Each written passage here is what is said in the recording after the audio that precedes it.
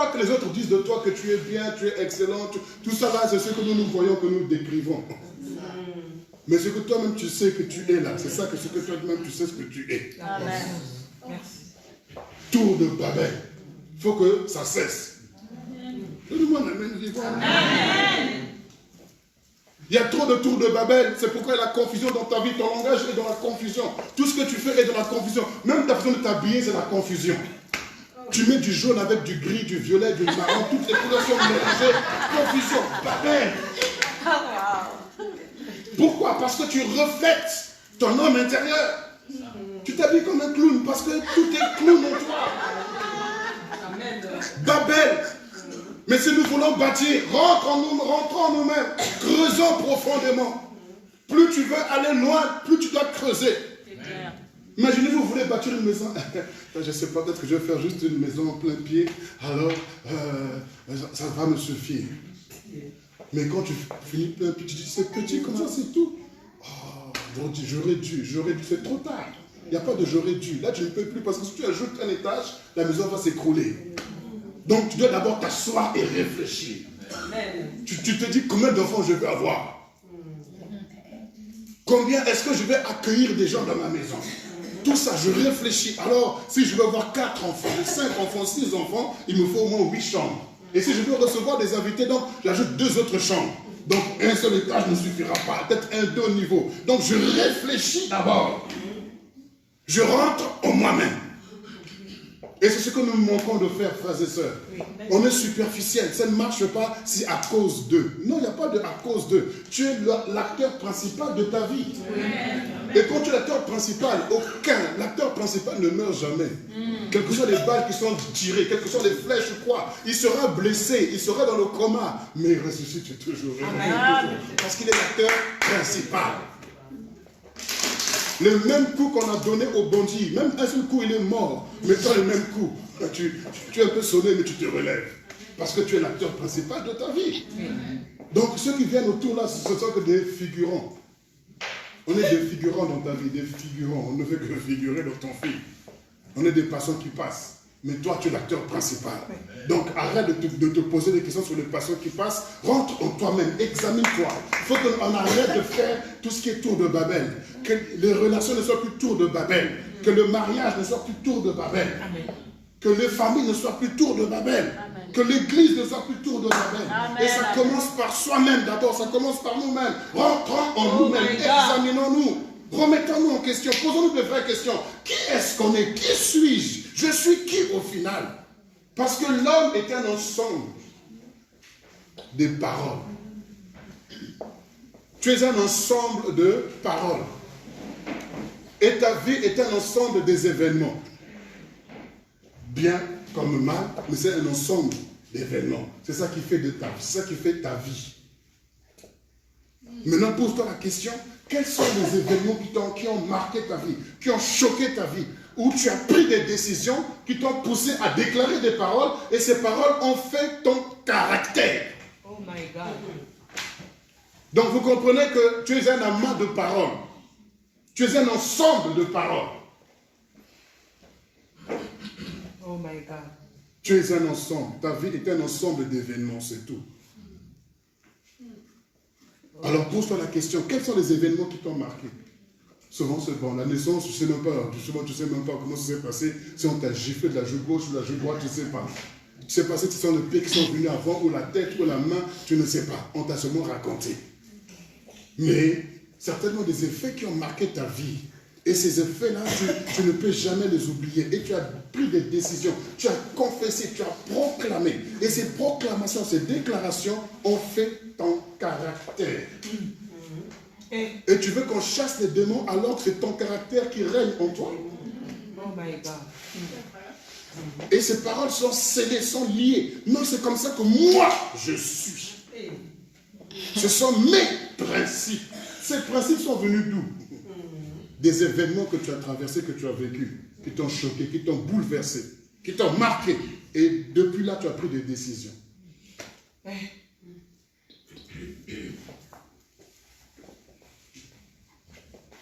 Tour de Babel. Alléluia. Nous sommes là ce soir. Alors, quand tu vis, que tu marches, alors imaginez-vous une personne qui est un ensemble de paroles.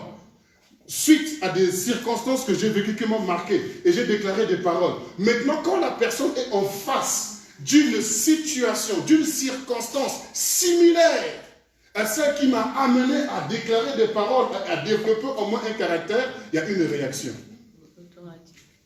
Cette réaction ne sera pas la même pour tout le monde. Là où tout le monde va rigoler, mais toi, tu ne vas pas rigoler. Là où tout le monde va dire, mais il n'y a rien, mais toi, tu vas pleurer. Pourquoi? Parce que cette situation est similaire à celle qui t'avait amené à développer en toi ce caractère que tu as. C'est pourquoi je dis que tout ce que tu vis est neutre. Toutes les situations que tu traverses sont neutres. Tout dépend de ce que ces situations rencontrent en toi. Amen, amen. Tout à fait.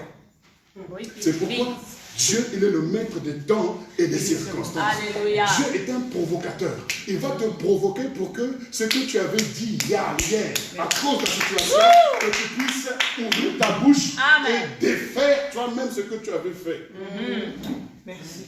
Parce que tout ce que vous lirez sur la terre sera lié dans les cieux. Donc toi-même tu as scellé. Qui va venir déceler ça?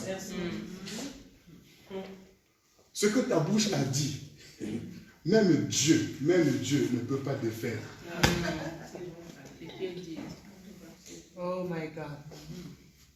Vous chassez les démons, tout ça là, mais vous-même vous êtes les premiers sorciers de vos vies. Tout à fait. Vous êtes les premiers méchants, les premiers mercenaires de vos vies. Nous sommes les premiers mercenaires de nos vies. À nous de nous remettre en question, de rentrer en nous-mêmes. Que l'esprit de bâtir nous anime. Quand quelqu'un a l'esprit de bâtir, il va avoir l'esprit d'architecte. Il va s'asseoir pour créer, pour faire un plan, une stratégie de construction.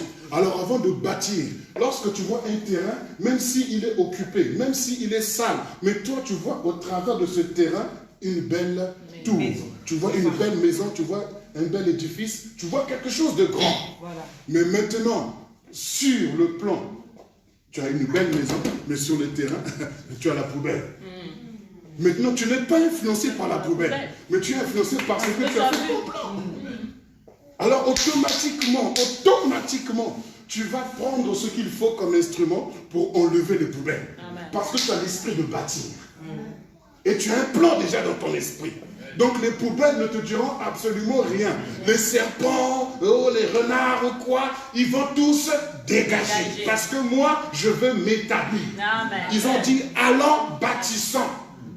On a dit bien Shinéa, une vallée qui était là. Donc certainement qu'il y avait des choses qui étaient dessus. Mais ils ont dit, on va tout enlever. Quand tu veux bâtir, rien ne peut t'arrêter. Rien ne peut te stopper quand tu as l'esprit de bâtir. Les bâtisseurs sont des visionnaires. Amen.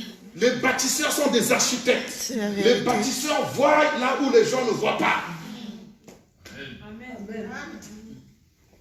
Alléluia. Amen. C'est pour cela, frères et sœurs, on doit se poser la question de savoir qui est-ce que je suis. Oui. La première des choses que tu dois faire, c'est de bâtir ta vie. Amen. Bâtir ta vie. Comment tu peux bâtir ta vie? Regarde tous les événements de ta vie qui t'ont marqué et qui t'ont amené à déclarer des paroles. Tu as pris des décisions pour dire que moi, ma famille, c'est fini. Mon cousin là, c'est terminé. Celle-là, ma tante là, mon nom, c'est fini. Pourquoi? Parce qu'il y a quelque chose qui s'est passé. Ça fait partie de ta vie, mais tu as déclaré des paroles et ces paroles sont devenues un comportement, un caractère en toi. Oh my God. Maintenant, pour défaire ça, tu as besoin de prière? Non. Tu as besoin de... Voilà, ma décision. Tu as bien dit, ma fille. Donc, tu dois déclarer des choses pour dire, Seigneur, je me souviens que j'avais dit. Mais maintenant, je comprends. Pardonne-moi. Oh j'accepte. Mais maintenant, il faut comprendre que l'habitude est une seconde nature. Même si tu dis pardon, Seigneur, je me réponds. Maintenant, pour te défaire de ce caractère-là. Ce qui a été rouillé, scellé, pour défaire ça. Il faut de la patience et de la persévérance, de la détermination, de la violence. Amen. Ce ne sont pas des démons qu'il faut chasser, c'est le caractère qu'il faut changer. Amen. Il faut le changer. Parce que tu as pris l'habitude de rester comme tu étais.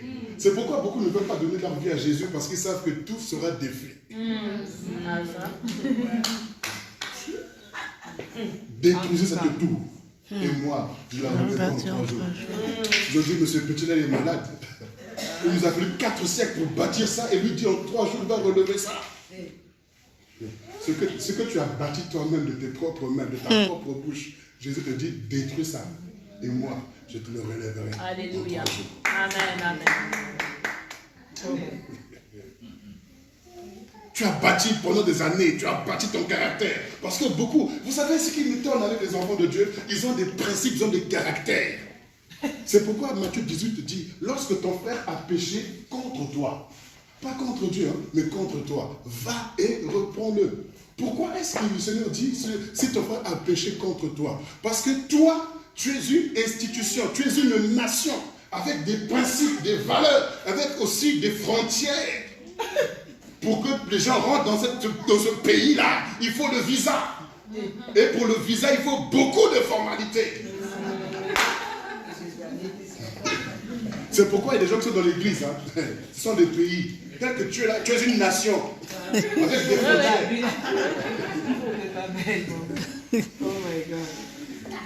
Il y a beaucoup d'églisites. Églisites. Vous voyez ce quoi églisites? Quand tu sors de l'église, il y a eu Brexit, non? Aussi église.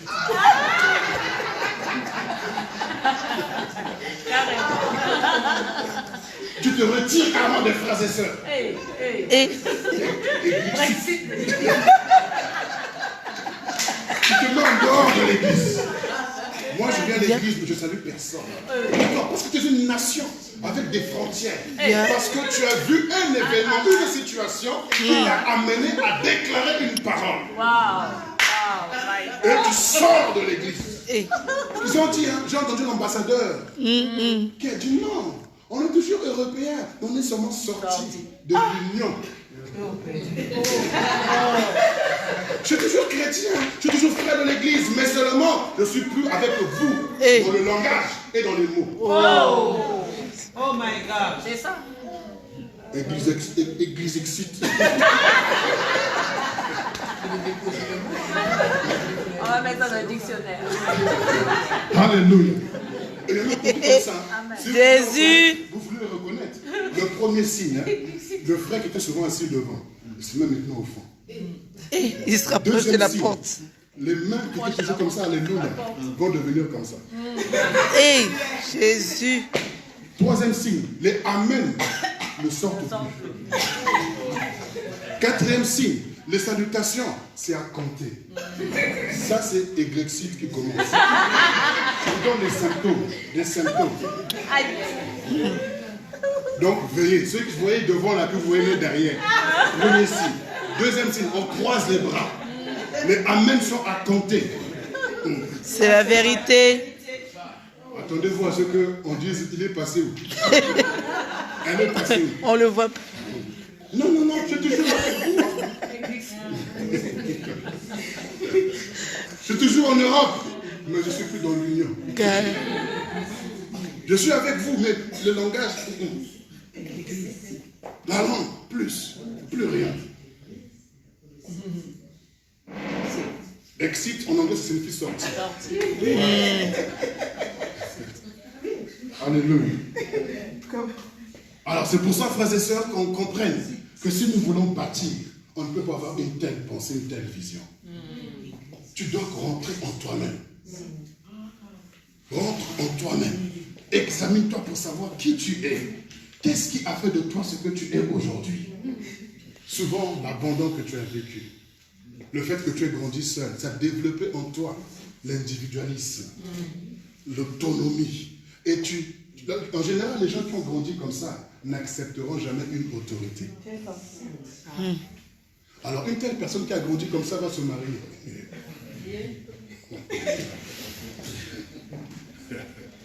Tu vas épouser. Il n'y en a pas ici en France.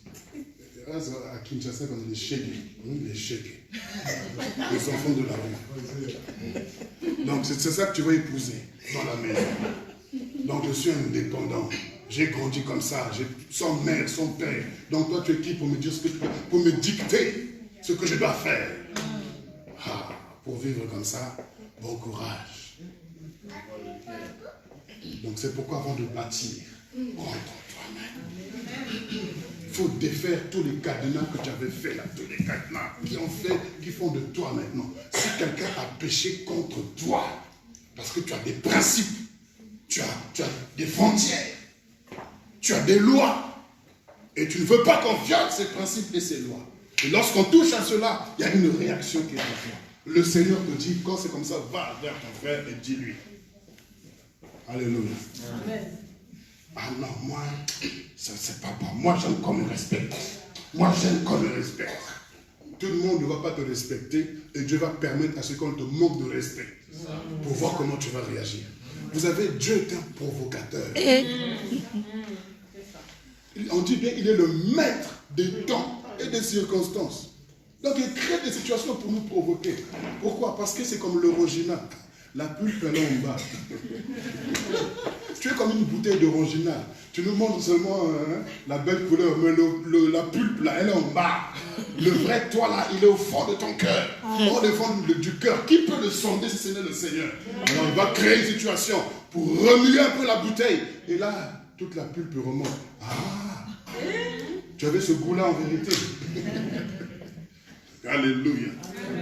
Alors pour bâtir, frères et sœurs, une fois que tu es rentré en toi-même, tu vas commencer à enlever toutes les saletés qui sont là. Tout ce qui peut t'empêcher de progresser. Tout ce qui peut t'empêcher d'ajouter au-dessus de ta vie ce qui te manquait. Quelqu'un qui veut bâtir va se dépouiller de lui-même. Il va s'humilier véritablement. Christ, qui est le fondateur, le bâtisseur de l'Église, il a fait quoi? Il s'est dépouillé lui-même. Il a quitté sa position. Ils partirent de l'Orient. Ils ont quitté l'Orient pour venir au pays de Shinéar.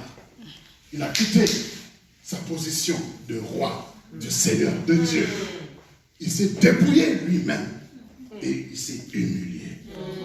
Celui qui veut bâtir doit se dépouiller de son ego.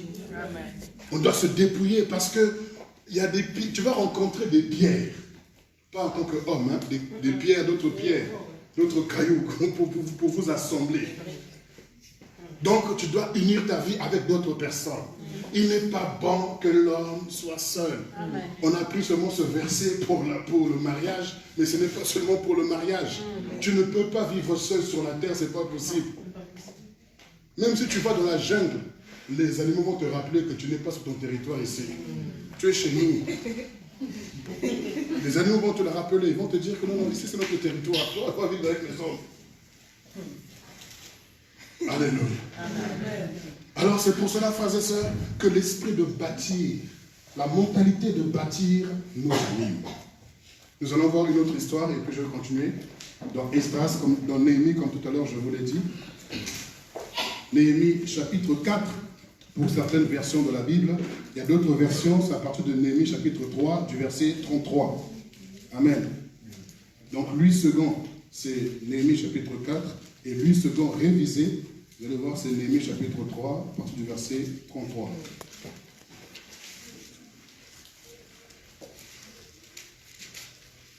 Néhémie chapitre 4. Écoutez bien la lecture, c'est très intéressant.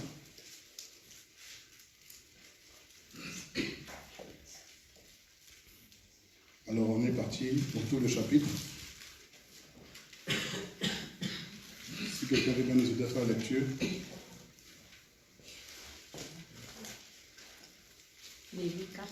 Néhémie chapitre 4. Nous lisons la parole de Dieu. Amen. Lorsque Sambala apprit que nous rebâtissions la muraille, il fut en colère et très irrité. Il se moqua des Juifs et dit devant ses frères et devant les soldats de Samarie: à quoi travaillent ces Juifs impuissants? Les laissera-t-on faire? Sacrifieront-ils? Vont-ils achever? Redonneront-ils vie à des pierres ensevelies sous des monceaux de poussière et consumées par le feu? Verset 3. Tobija l'ammonite était à côté de lui et il dit: qu'ils bâtissent seulement. Si un renard s'élance, il renversera leur muraille de pierre. Verset 4. Écoute, ô notre Dieu, comme nous sommes méprisés. Fais tomber leurs insultes sur leur tête et livre-les au pillage sur une terre où ils soient captifs. Ne pardonne pas leur iniquité et que leurs péchés ne soient pas effacés de devant toi, car ils ont offensé ceux qui bâtissent. Verset 6. Nous rebâtîmes la muraille qui fut partout achevée jusqu'à la moitié de sa hauteur. Et le peuple prit à cœur ce travail. Yes. Mais Sanballat, Tobija, les Arabes, les Ammonites et les Asdodiens furent très irrités en apprenant que la réparation des murs avançait et que les brèches commençaient à se fermer. Ils se liguèrent tous ensemble pour venir attaquer Jérusalem et lui causer du dommage. Nous priâmes notre Dieu et nous établîmes une garde jour et nuit pour nous défendre contre leurs attaques. Cependant, Juda disait, les forces manquent à ceux qui portent les fardeaux et les décombres sont considérables. Nous ne pourrons pas bâtir la muraille. Et nos ennemis disaient, ils ne sauront et ne verront rien jusqu'à ce que nous arrivions au milieu d'eux. Nous les tuerons et nous ferons ainsi cesser l'ouvrage. Or, les Juifs qui habitaient près d'eux vinrent 10 fois nous avertir de tous les lieux d'où ils se rendaient vers nous. C'est pourquoi je plaçai dans les enfoncements, derrière la muraille et sur les terrains secs, le peuple par famille, tous avec leurs épées, leurs lances et leurs arcs. Je regardai et m'étant levé, je dis aux grands, aux magistrats et au reste du peuple, ne les craignez pas. Souvenez-vous du Seigneur grand et redoutable et combattez pour vos frères, pour vos fils et pour vos filles, pour vos femmes et pour vos maisons. Lorsque nos ennemis apprirent que nous étions avertis, Dieu anéantit leurs projets. Et nous retournâmes tous à la muraille, chacun à son ouvrage. Depuis ce jour, la moitié de mes serviteurs travaillaient et l'autre moitié était armée de lances, de boucliers, d'arcs et de cuirasses. Les chefs étaient derrière toute la maison de Juda. Ceux qui bâtissaient la muraille et ceux qui portaient ou chargeaient les fardeaux travaillaient d'une main et tenaient une arc de l'autre. Chacun d'eux en travaillant avait son épée ceinte autour des reins.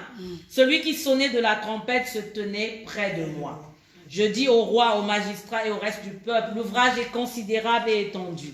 Et nous sommes dispersés sur la muraille, éloignés les uns des autres. Verset 20, au son de la trompette, rassemblez-vous auprès de nous, vers le lieu d'où vous l'entendrez. Notre Dieu combattra pour nous. C'est ainsi que nous poursuivions l'ouvrage, la moitié d'entre nous, la lance à la main depuis le lever de l'aurore jusqu'à l'apparition des étoiles. Dans ce même temps, je dis encore au peuple que chacun passe la nuit dans Jérusalem avec son serviteur, faisant la garde pendant la nuit et travaillant pendant le jour.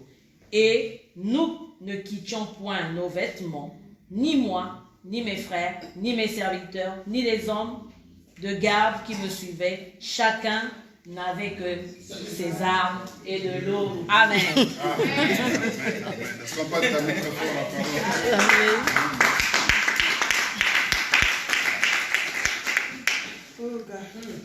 Alléluia. Ah.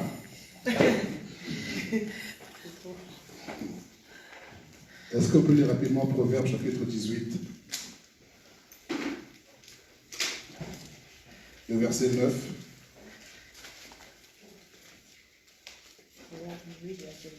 Proverbe chapitre 18, le verset 9.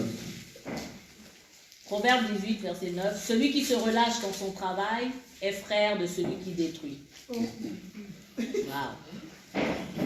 Tout le monde n'a pas entendu, il faut répéter. Proverbe 18, verset 9. Celui qui se relâche dans son travail est frère de celui qui détruit. Amen. Amen. Ah, vous voyez, une fois de plus, là, nous voyons un peuple qui veut bâtir. À la tête, il y a Néhémie qui a eu à cœur, comme vous connaissez l'histoire, d'aller rebâtir la muraille de Jérusalem. Il y a tellement d'enseignements à tirer dans ce passage que 2 heures ne nous suffisent pas pour en parler profondément. Mais nous allons vraiment, déjà, la lecture nous enseigne beaucoup de choses. Elle nous enseigne tellement. Parce que regardez ce que l'Église est en train de dire. Hein, le peuple de Dieu est en train de dire, Seigneur, sois attentif, écoute les menaces de nos ennemis. Ils ont méprisé ceux qui bâtissent. Donc ceux qui bâtissent ont de la valeur aux yeux de l'Éternel. Ceux qui bâtissent sont précieux aux yeux de l'Éternel. Pourquoi? Parce que ceux qui bâtissent sont des ouvriers, des instruments de Dieu pour son œuvre, pour sa vision. Quand tu es en train de bâtir, tu es en train de faire l'œuvre de Dieu. Alors Dieu ne peut jamais t'abandonner, Dieu ne peut jamais te délaisser.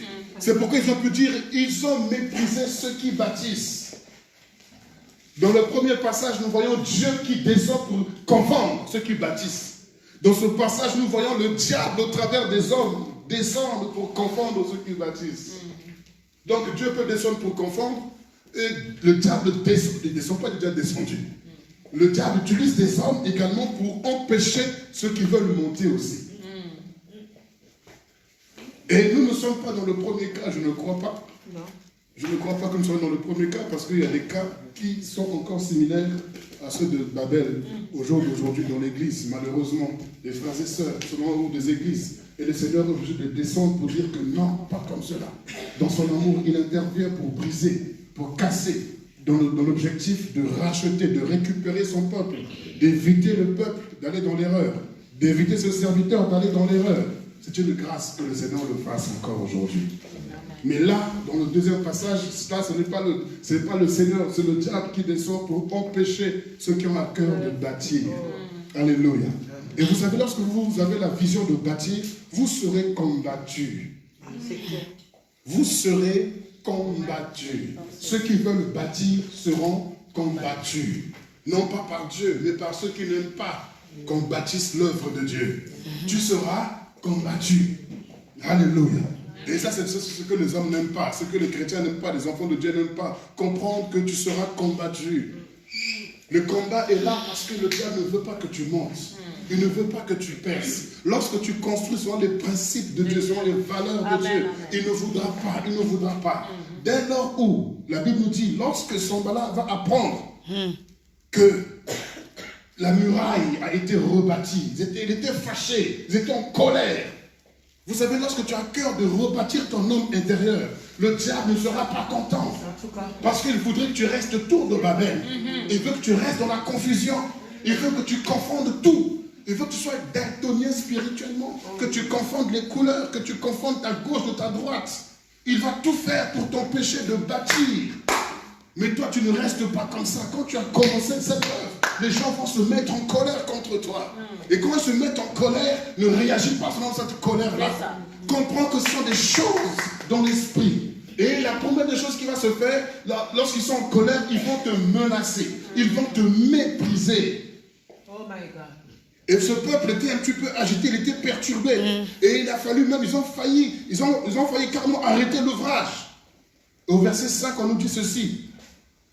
Lorsqu'ils ont fini de prier, ceux qui bâtissent, verset 6, nous rebâtîmes la muraille qui fut partout achevée jusqu'à la moitié de la hauteur. Et le peuple prit à cœur ce travail. Donc imaginez-vous, au commencement, ils n'avaient pas pris cela à cœur. Lorsque ça commençait à monter à moitié, ils se sont dit, hé, wow, c'est là où maintenant le cœur était dedans. Donc vous comprenez que tout le monde ne sera pas avec vous au départ. N'attendez pas que tout le monde soit avec vous au commencement. C'est toi qui portes la vision qui doit commencer. Quand ils verront que ça marche, là, ils vont prendre ça à cœur. Parce que toi, c'est toi qui es le visionnaire, l'architecte, c'est toi. Tu as le plan. Tu sais comment ça va commencer, tu sais comment ça va finir. Donc toi qui es l'architecte, toi qui es le visionnaire, ne t'arrête pas à ce que les gens vont te dire pour se moquer de toi, pour te mépriser. Tu dis, mais il est fou, il est malade. Ça, c'est pas possible. Hein? Commence seulement, commence. Commence. Commence seulement. Et quand ça va arriver à moitié, ils vont se dire, waouh, donc la chose là est sérieuse, je vais m'investir.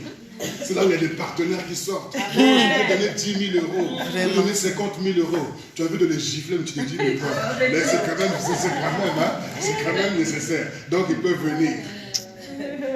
Il y en a des gens comme ça.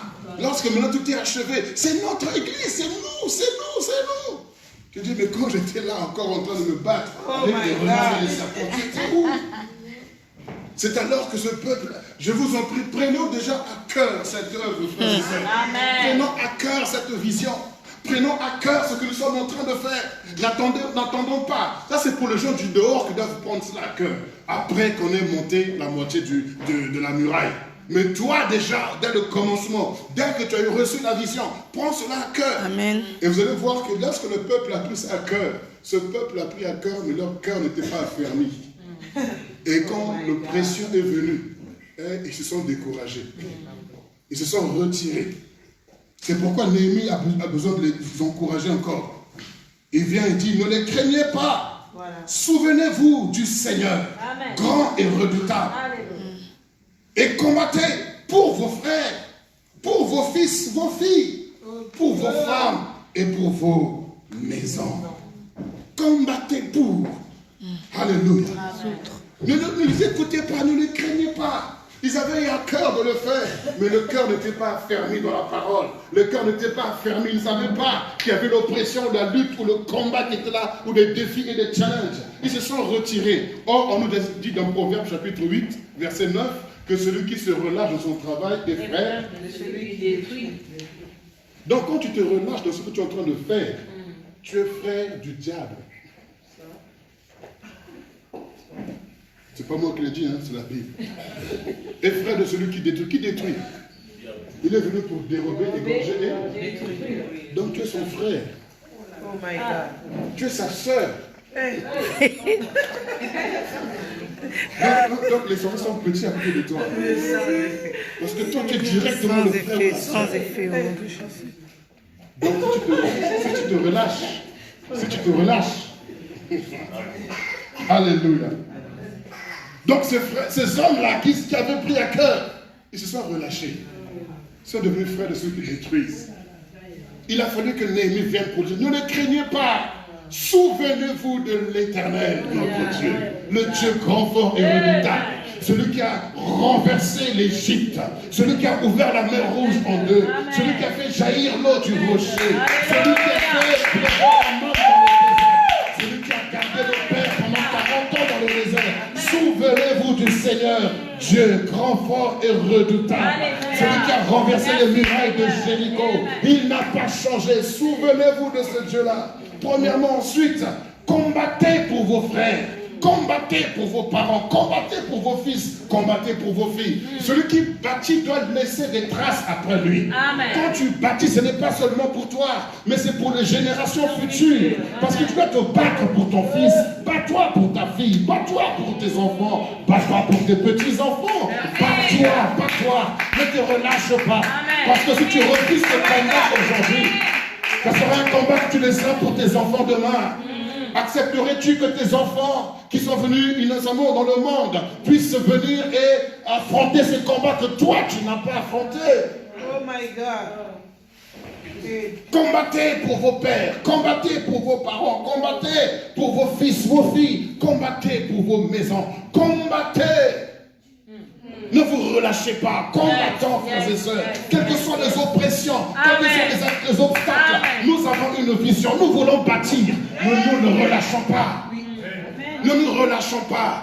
Frères et sœurs, si on finit notre vie, qu'on a des cheveux blancs, qu'on est devenu vieux, qu'on n'a pas de temple, que deviendrait l'église de demain? Que deviendrait l'église de demain? Oh my God. Frères et sœurs, quand je vois ce qui se passe sur Internet, je me dis, mais qu'est-ce que l'église de demain va devenir? Vraiment. Aujourd'hui, les pasteurs, les chrétiens, les frères et sœurs veulent évoluer en solitaire. Je vous dis, lorsque vous n'avez pas pris le temps de bâtir votre homme intérieur, il y a un risque que ces choses que vous n'avez pas combattues, Et jaillissent Jésus. dans le ministère. Jésus. C'est pour cela, frères et sœurs, travaillons cela. Parce que quand je vois l'église d'aujourd'hui, je le vois surtout dans le milieu francophone, on ne respecte pas les aînés, les pères. On les écrase, on les méprise, on les minimise. Et quand tu tues le père, tu n'as plus de repères. Et quand tu te perds, qui te récupère? Wow. Ça rime. Alors c'est pour ça, ne tuons pas nos pères. Parce que la francophonie a pour capitale la France. Or la France est la nation qui a décapité son père, le roi. Et ils ont pris une prostituée pour dire, voici notre maître.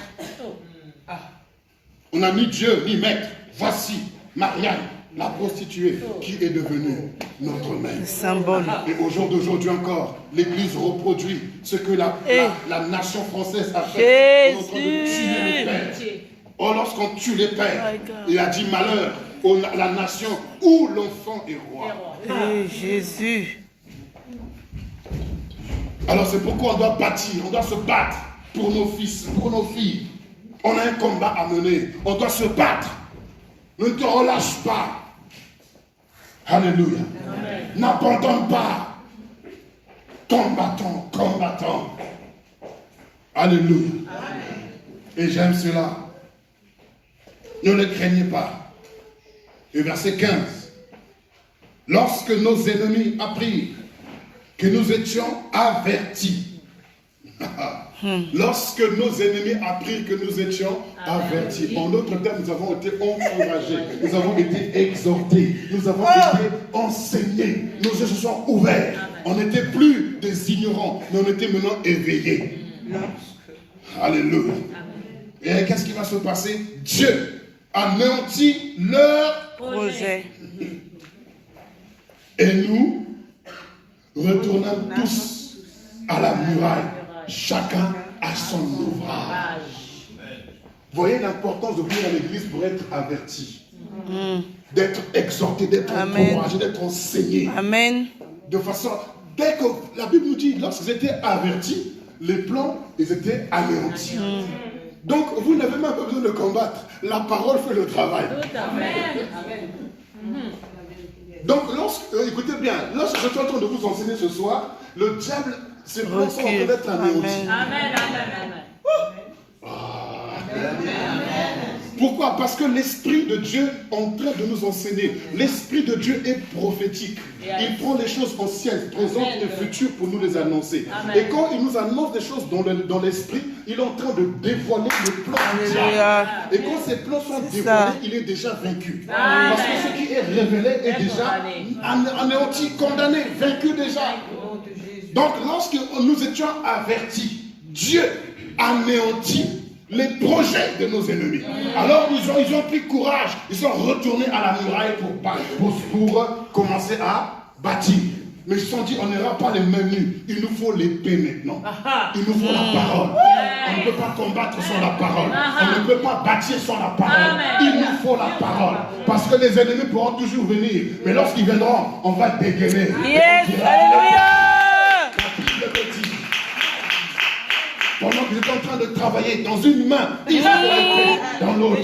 Alléluia. Parce qu'ils savaient qu'on ne peut pas bâtir comme les mondes. Parce qu'eux bâtissent dans leur mentalité à eux. Ils sont en train de faire des hôtels pour leur Dieu. Mais nous sommes en train de bâtir pour l'Éternel, notre Dieu. Donc il faut qu'il y ait la parole dedans. Amen, amen. Ne bâtissons pas en dehors de la parole. Amen. Le mariage, ne le bâtissons pas sans l'épée.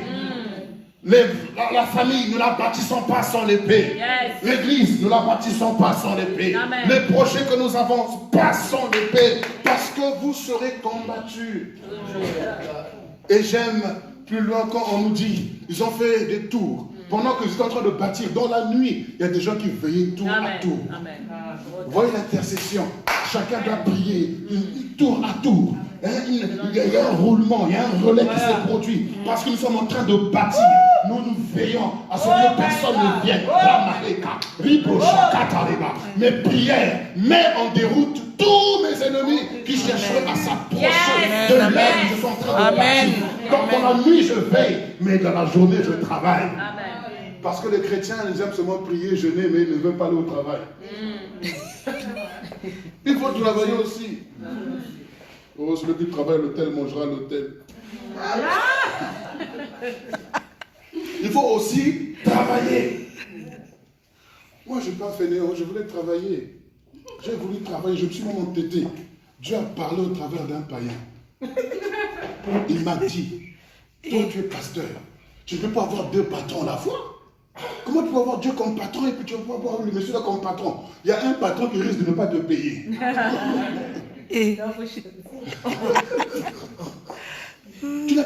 Tu n'as rien à faire ici. J'ai dit, bon Seigneur, j'ai compris ton message. Et là, depuis, je suis son salaire. Mais je dépends du Seigneur. Amen. Je suis sur la muraille, en train de faire l'ouvrage. Non seulement sur l'ouvrage, mais j'avertis encore le peuple pour que personne ne se décourage, ayant l'esprit de bâtir. Et ils ont dit, l'ouvrage est trop grand. Et on est dispersé. Frères et sœurs, voilà, celui qui a l'esprit de bâtir, a l'esprit de rassembler. Amen, amen. On est dispersé, c'est pas possible. Rassemblons-nous. Rassemblons-nous. Et il a fallu qu'un qui sonne. La trompette. Or, celui qui sonne la trompette, c'est l'image du prophète. Pour avertir le peuple. Alléluia. La parole prophétique. Pour avertir le peuple. Frères et sœurs, rassemblons-nous. Ne nous dispersons pas. L'œuvre est trop grande. Rassemblons-nous, travaillons ensemble, l'un à côté de l'autre, ensemble.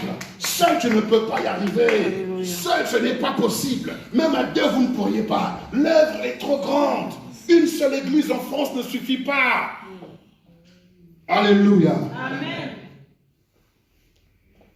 Je priais pour l'église en France,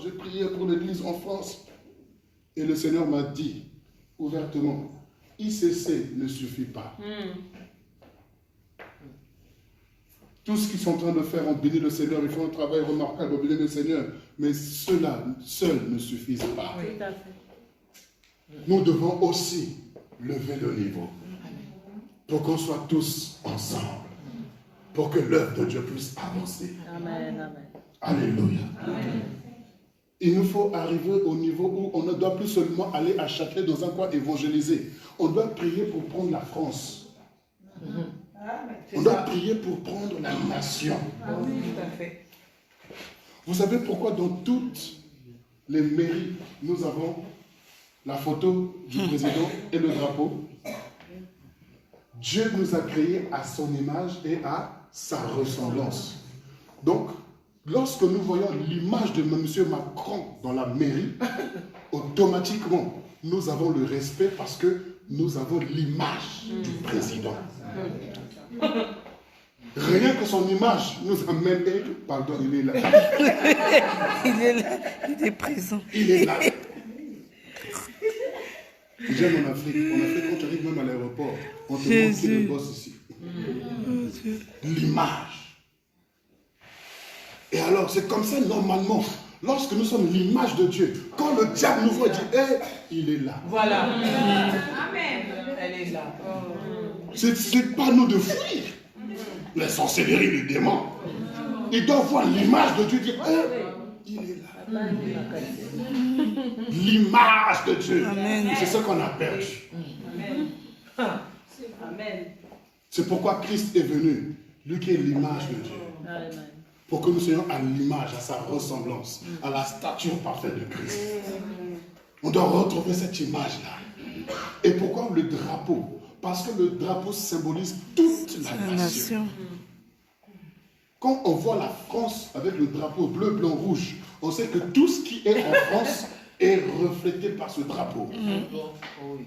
Donc c'est pour cela, frères et sœurs, nous devons. Et quand vous lisez, quand vous connaissez l'histoire de ce drapeau-là, au départ c'était seulement blanc et rouge. Bleu pour la royauté et rouge pour le peuple. C'est pourquoi il est bonnet rouge. Alléluia.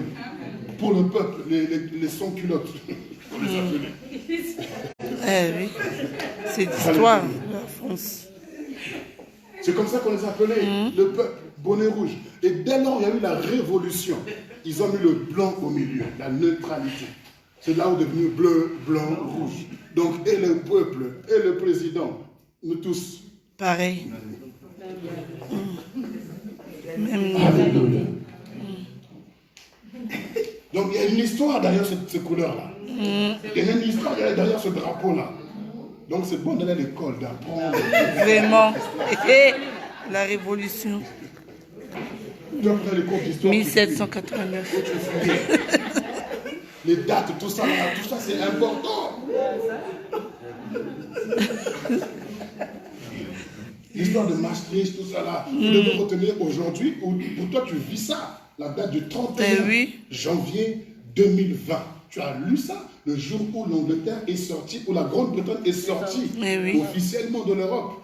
Pour toi, tu as vécu ça, mais c'est déjà dans l'histoire. Voilà. On a des députés qui étaient costume, cravate, mais ils ont pleuré comme des bébés. Vraiment. Ils ont fait leur carton. Alléluia. Donc quand tu seras papy, mamie, tu leur raconteras ça à tes petits-enfants. Alléluia. Nous avons vécu le traité de Maastricht avec le président Mitterrand, tout ça, Helmut Kohl, tout ça. On a vécu ça. Mais c'est important que nous puissions comprendre l'histoire.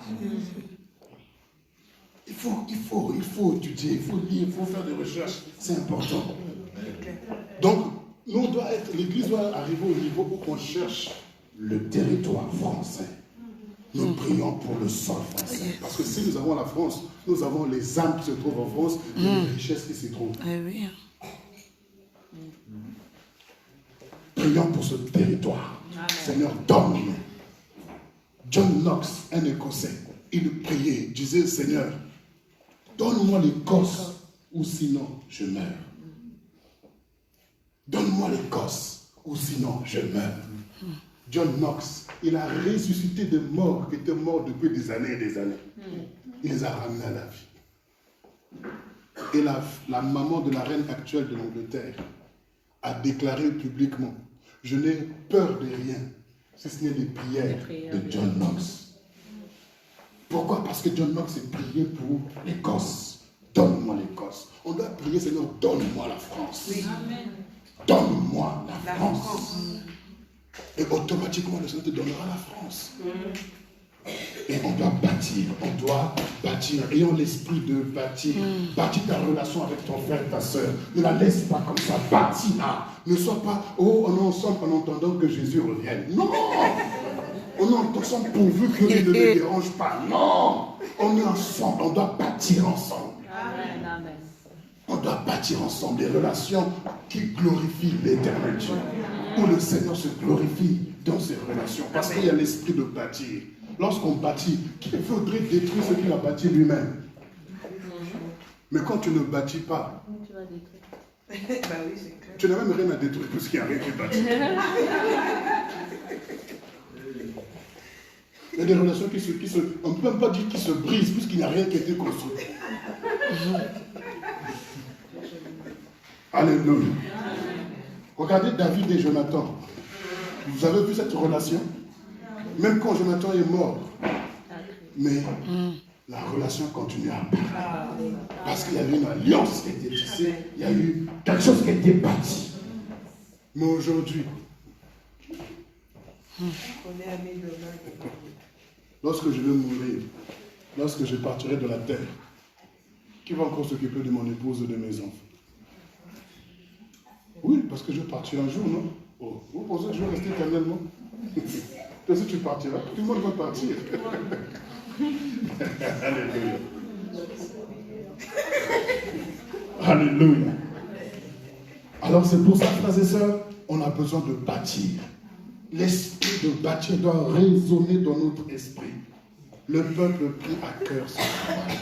Oh Seigneur, je prie qu'on ne prenne pas ça à cœur plus tard. Non, maintenant prenons à cœur. Amen. Maintenant prenons à cœur. Bâtissons ensemble l'œuvre du Seigneur.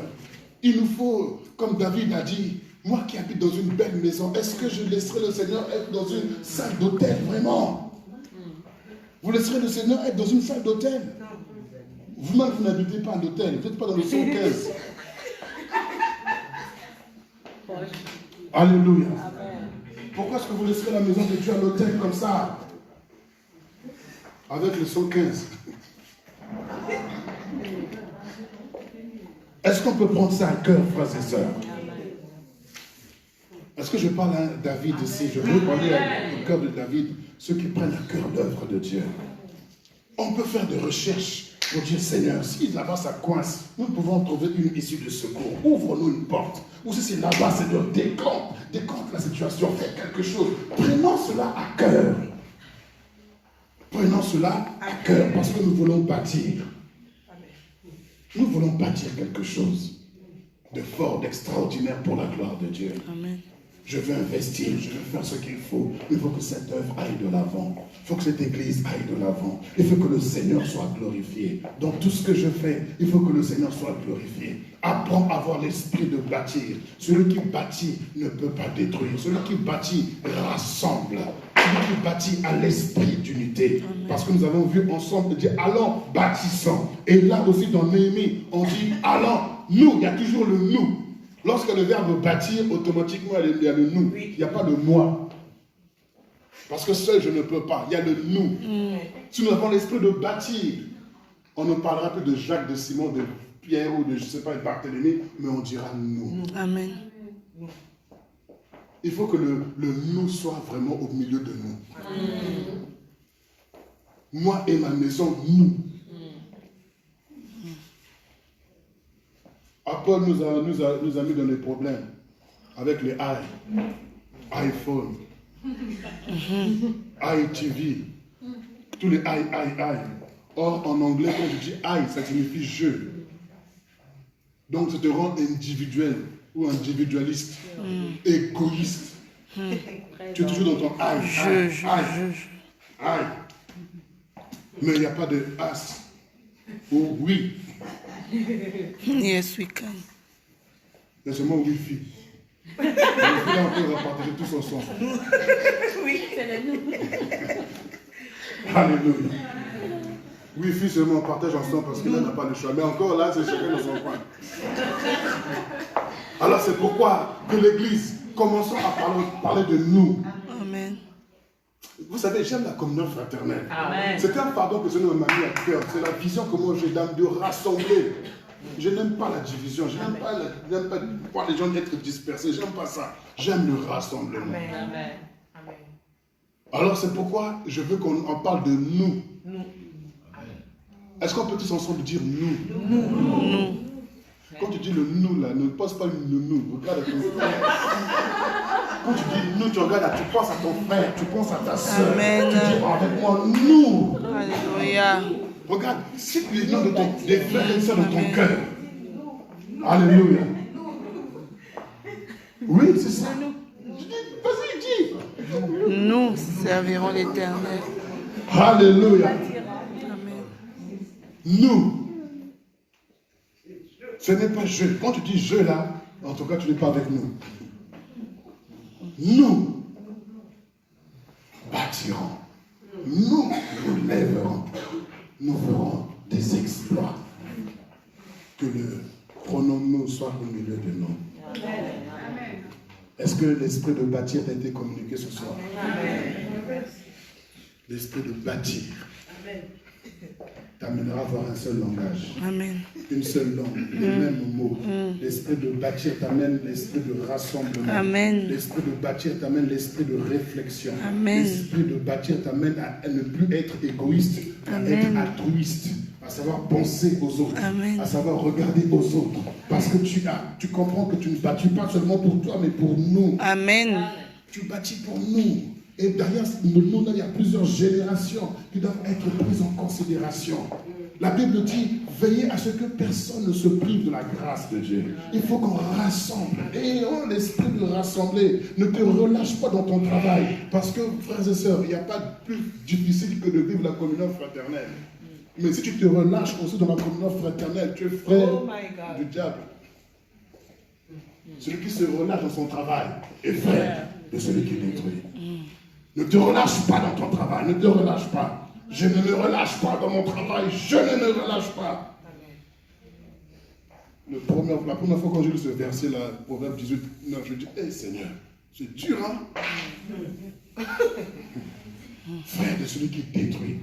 Or, Jean 10, 10, c'est celui qui vient, il vient que pour dérober, égorger et détruire. Donc, moi, frère de Satan, mais jamais, non. Seigneur, je préfère mourir dans la tâche que de me relâcher. Ne te relâche pas. Donc, viva. Ne te relâche pas. Tu mérites. Alléluia. Donc, il faut tenir. Quel que soit le vent ou les tempêtes, tiens. Mon frère, je ne te lâche pas. Même si tu m'insultes, je ne te lâche pas. Tu me craches dessus, je ne te lâche pas. Tu te moques de moi, je ne te lâche pas. Tu pries contre moi, je ne te lâche pas. C'est tout. Il n'y a pas beaucoup d'amen. Tu m'auras, même dans les songes, tu me verras. Même dans les cauchemars, je serai là aussi. Alléluia. Il faut qu'on arrive à vivre ensemble. Rassemblons-nous, rassemblons-nous. Amen. C'est très important. Travaillons tous ensemble et que le Seigneur se glorifie au milieu de nous. Amen.